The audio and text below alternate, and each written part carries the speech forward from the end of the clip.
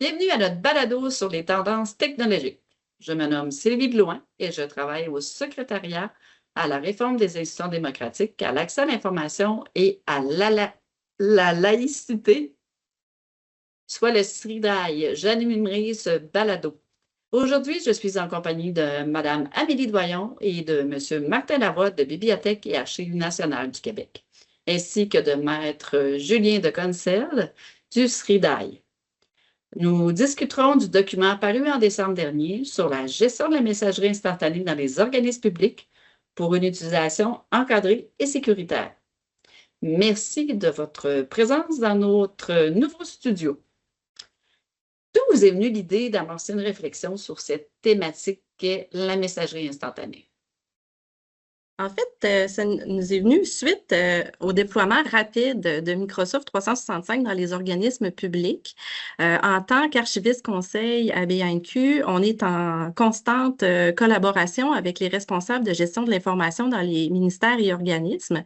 Et suite à ce déploiement-là, différentes questions nous sont venues, soit sur l'adaptation des outils de gestion de l'information aux différentes plateformes de Microsoft et aussi sur les durées de conservation des informations qui transitaient dans les outils de messagerie instantanée, dont Teams.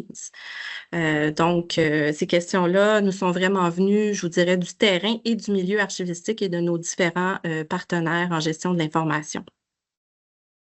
Ajoutons à cela également que notre directrice générale et conservatrice, Hélène Laverdure, avait reçu à titre personnel, lors d'événements publics, entre autres, beaucoup de questions par rapport à ça, pour savoir si les Archives nationales, si BANQ allait se positionner, allait émettre des recommandations par rapport à ça.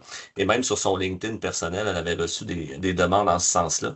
Donc, c'est sûr qu'elle est revenue vers nous aussi pour nous dire, ben, faudrait avancer, faudrait faire quelque chose par rapport à ça. Donc, en combinant à la fois ce que les archivistes ont reçu de leur côté, et ce que notre conservatrice avait reçu, ça nous semblait évident qu'il fallait aller de l'avant avec quelque chose, une recommandation. Puis de notre côté, dans la direction de l'accès à l'information et de la protection des renseignements personnels du SRIDAI, on voyait émerger de plus en plus des demandes de services conseils, des questionnements que des organismes et ministères pouvaient avoir par rapport à l'usage qui était fait de la messagerie instantanée, principalement Teams. On a constaté justement à travers le temps que les gens l'utilisaient peut-être de façon qui n'était pas prévue à la base, qui n'est peut-être pas appropriée, qui n'était peut-être pas non plus dans le cadre de la loi, car rappelons que tout ce qui est déposé sur Teams, que ce soit discussion ou documents partagés, tout cela peut être visé par la loi sur l'accès. Et on s'est rendu compte que la collaboration avec la BNQ était tout indiquée pour mettre en commun notre expertise pour le profit de tous. Good. Selon vous, est-ce qu'il y a des bénéfices à tirer de la mise en place d'un tel encadrement par rapport à la messagerie instantanée? Oui, tout d'abord, les premiers bénéfices sont de remettre en perspective, dans le fond, les différents enjeux et aussi les obligations en lien avec la gestion de l'information dans les différents outils de messagerie instantanée. On le voyait comme une opportunité aussi d'optimiser, dans le fond, et de remettre de l'avant les discussions en lien avec l'importance d'une saine gestion documentaire, une saine gestion de l'information. De notre côté, c'était pertinent de travailler à remettre ces enjeux-là en perspective. Oui, puis comme Amélie le mentionne, je pense que l'aspect saine gestion de l'information est très important là-dedans. Ça s'inscrit dans un contexte global où on aimerait que les organismes publics développent et mettent en place des outils d'encadrement et de gouvernance de l'information. Par exemple, des politiques en gestion de l'information. Ne serait-ce que la messagerie instantanée, elle pourrait être intégrée à l'intérieur d'une politique de gestion de l'information pour dire voici les saines pratiques qu'on devrait développer. Donc, c'est dans ce contexte-là qu'on se dit, ça s'inscrit dans ce que nous, BNQ, on veut faire, c'est-à-dire accompagner les organismes davantage à viser, à tendre vers une situation plus idéale en matière de gestion de l'information, parce qu'on sait que la situation elle est difficile dans plusieurs organismes publics en ce moment. Et on doit faire disons, un petit effort. Et de notre côté, à BNQ, on essaie aussi de développer des outils qui vont permettre aux organismes publics d'avancer dans cette gestion de l'information-là. Donc, ça s'inscrit dans ce grand cadre-là d'aide-conseil qu'on tente d'amener auprès des organismes publics également. Comme l'ont très bien dit Amélie et Martin, on parle ici de bonnes pratiques. Et comme je disais un petit peu plus tôt, tout ce qui est déposé dans Teams est visé par la loi sur l'accès. Donc, en cas d'une demande, il devient très laborieux de remonter le fil de conversation pour rechercher l'information demandée, pour retrouver le document qui est visé. Donc, comme pour tout bon travail, ça prend le bon outil et parfois, Teams ou toute autre messagerie instantanée n'était pas l'outil approprié, d'où le fait qu'on veut rediriger le monde vers les bonnes pratiques. À la lecture du document, on constate que les délais de conservation peuvent sembler vraiment élevés, considérant que nous sommes en présence de discussions contenant de l'information dite éphémère, donc qui n'est pas formelle, qu'elle est davantage informelle. Comment expliquez-vous cette situation-là? Comment êtes-vous venu à cette conclusion-là ou cette proposition davantage? En fait, ces propositions de durée de conservation-là sont venues aussi suite à des échanges et des retours d'expérience qu'on avait eus avec différents organismes publics qui avaient commencé leur réflexion sur, dans le fond, la mise en application de durée de rétention dans les messageries instantanées. Ces organismes-là nous ont fait part de différents enjeux, entre autres la résistance ou la sensibilisation au changement, aux bonnes pratiques qui sont à mettre en place. Et suite aussi au fait qu'avec le déploiement rapide des outils de messagerie instantanée suite au déploiement du télétravail, les gens ont échanger des informations peut-être qui n'étaient pas nécessairement dédiées à la messagerie instantanée dans ces différents outils-là. Donc, il était important de laisser un petit peu de temps aux équipes de sensibiliser les gens sur les bons outils pour les bons usages, pour la bonne information.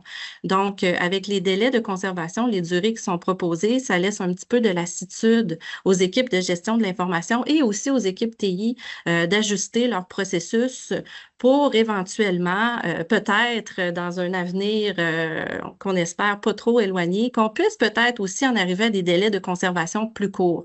Mais là, on trouvait peut-être intéressant de laisser un petit peu de temps aux gens de bien travailler à sensibiliser et former les utilisateurs avant de détruire peut-être rapidement ou systématiquement des informations qui pourraient se retrouver dans la messagerie instantanée. Donc, c'est un petit peu ça. Puis il y avait aussi des enjeux technologiques de paramétrage des outils qui pouvaient demander un certain temps aux équipes TI aussi. Donc, c'est un travail d'équipe qu'on désire peut-être que les gens en gestion de l'information établissent avec leurs équipes TI pour trouver le juste équilibre entre, dans le fond, les besoins administratifs et le fait de faire du ménage aussi et de bien gérer les messageries Teams. Je vais peut-être être la voix peut-être un peu plus stricte ou un peu plus sévère. Bon, c'est sûr que tout changement d'habitude prend du temps à mettre en place. Ça, c'est sûr et certain. Il faut laisser le temps aux équipes là, de défaire peut-être certains mauvais plis et également tout ce qui est service informatique, de mettre en place les mesures appropriées.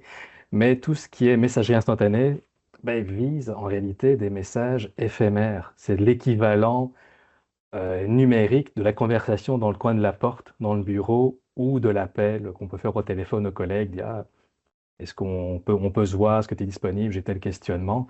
Donc, tout comme, tout comme les discussions de coin de porte, ça ne doit pas rester des jours et des jours. Donc, tant qu'à moi, à un moment donné, quand les bonnes habitudes seront mises en place, il faudrait que chaque jour, je sais pas, à minuit, on remette tout ça à zéro, on efface tout. Et ça va aussi aider peut-être les bonnes pratiques à se faire un peu plus fortes parce que quand tu sais que ce que tu écris disparaît dès le lendemain, tu vas utiliser peut-être des canaux un peu plus appropriés que les messageries instantanées. On a un côté quand même assez drastique de la chose. On a un côté qui est plus, comment dire, qui laisse une latitude aux gens pour vraiment s'imprégner de ce nouveau cadre-là, là, au niveau des délais de conservation. J'aimerais peut-être ajouter un petit point par rapport à ça, puis dans le fond, dire que nous sommes très ouverts au retour d'expérience. Donc, éventuellement, si on est capable de trouver l'équilibre entre la version un petit peu plus drastique et la version un petit peu plus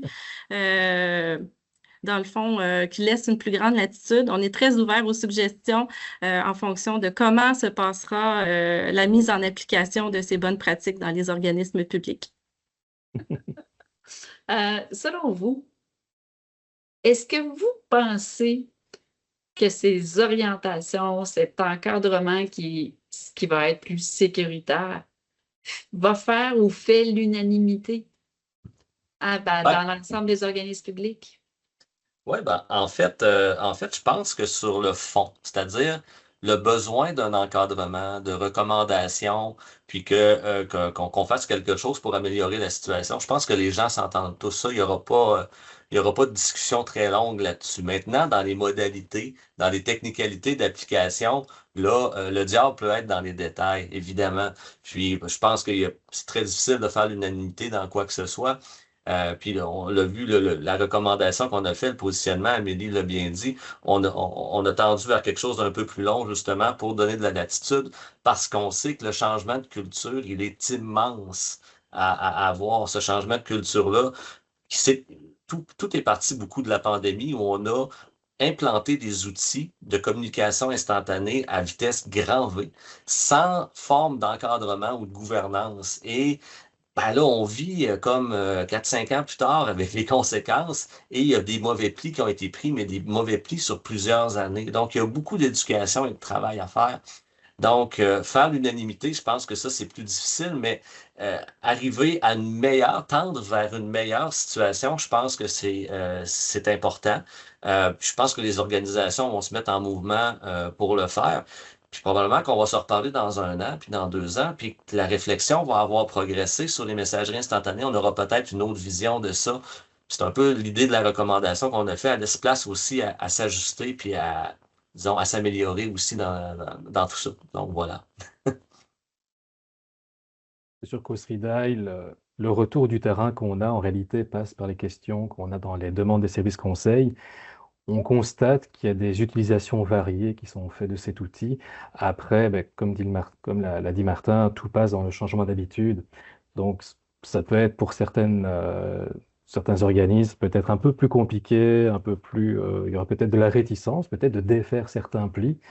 Mais je pense qu'en bout de ligne, on devrait tendre vers une bonne pratique généralisée, avec peut-être des petites traces de pliures anciennes, mais qui seront toujours pires que des origamis parfois qu'on peut voir dans ce qui est fait.